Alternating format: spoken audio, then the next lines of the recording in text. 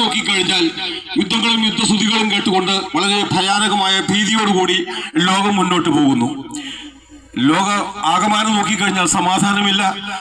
നമ്മുടെ ദേശത്ത് നോക്കിക്കഴിഞ്ഞാൽ സമാധാനമില്ല. ഭവനത്തിൽ നോക്കിക്കഴിഞ്ഞാൽ സമാധാനമില്ല. ഇന്ന് നമ്മൾ ഏറ്റവും കൂടുതൽ ഭയത്തോടുകൂടി, ഏറ്റവും കൂടുതൽ വിഷമത്തോടുകൂടി ചിന്തിക്കുകയും അതുപോലെ എന്ത് ചെയ്യും, ഇതിനൊരു പരിഹാര മാർഗം എന്ത് എന്ന് അന്വേഷിക്കുകയും ചെയ്തുകൊണ്ടിരിക്കുന്ന വലിയൊരു വിപത്താണ് മയക്കുമരുന്നിന് അടിമപ്പെട്ട ഒരു യുവതലമുറ മുന്നോട്ട് പോകുന്നു എന്നുള്ളത്. മദ്യവും മയക്കുമരുന്നും എന്നുള്ളത് നമ്മുടെ ജീവിതത്തിൽ നമ്മൾ ഏറ്റവും ഭയത്തോടു കൂടി കാണുന്ന ഒരു മഹാരോഗമാണ് ക്യാൻസർ എന്ന് പറയുന്നത്. എന്നാൽ ആ ക്യാൻസർ എന്ന ആ മഹാരോഗത്തെക്കാൾ നമ്മൾ വളരെ ഭീതിയോടുകൂടി നോക്കി കണ്ടുകൊണ്ട് ഇതിൽ നിന്ന് എങ്ങനെ നമ്മുടെ നാടിനെ രക്ഷപ്പെടുത്താം, അതല്ലെങ്കിൽ നമുക്ക് ഈ നമ്മുടെ തലമുറയെ എങ്ങനെ മദ്യത്തിൽ നിന്നും മയക്കുമരുന്നിൽ നിന്നും അവരെ മോചിപ്പിക്കാമെന്ന് വളരെ കൂലങ്കുഷമായി ചിന്തിച്ചുകൊണ്ട് മുന്നോട്ട് പോകുന്ന ഒരു സാഹചര്യം ഈ ദേശത്ത് എല്ലാ സ്ഥലത്തും തന്നെ ഉണ്ട്. വളരെ ഭയത്തോടു കൂടിയാണ് നമ്മൾ അതിനെ നോക്കിക്കാണുന്നത്.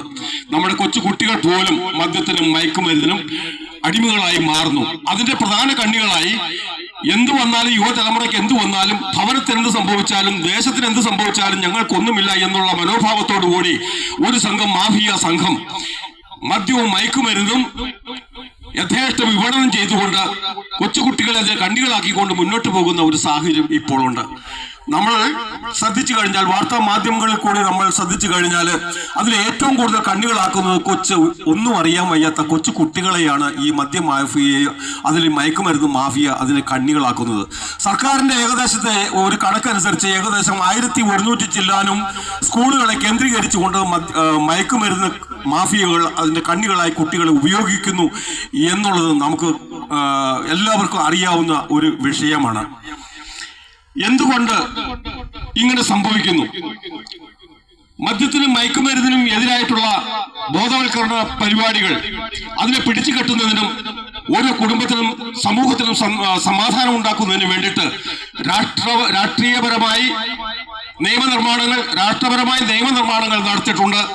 അതുപോലെ ഓരോ രാഷ്ട്രീയ സംഘടനകൾ അവരുടേതായ ദർശനത്തിൽ കൂടി അവർ ബോധവൽക്കരണ പരിപാടികൾ ആവിഷ്കരിച്ചിട്ടുണ്ട്. അതുപോലെ തന്നെ സമൂഹത്തിലുള്ള ചാരിറ്റി സംഘടനകൾ അവരുടേതായ ദർശനം വഴി സമൂഹത്തെ ബോധവൽക്കരണം നടത്തി ഈ മദ്യത്തിൽ നിന്നും മയക്കുമരുന്നിൽ നിന്നും യുവതലമുറയെ രക്ഷിക്കുന്നതിന് വേണ്ടിയുള്ള സകല നടപടികളും എടുത്തിട്ടുണ്ട്. എന്നാൽ ഇതിനൊന്നും പിടികൊടുക്കാതെ യഥേഷ്ടം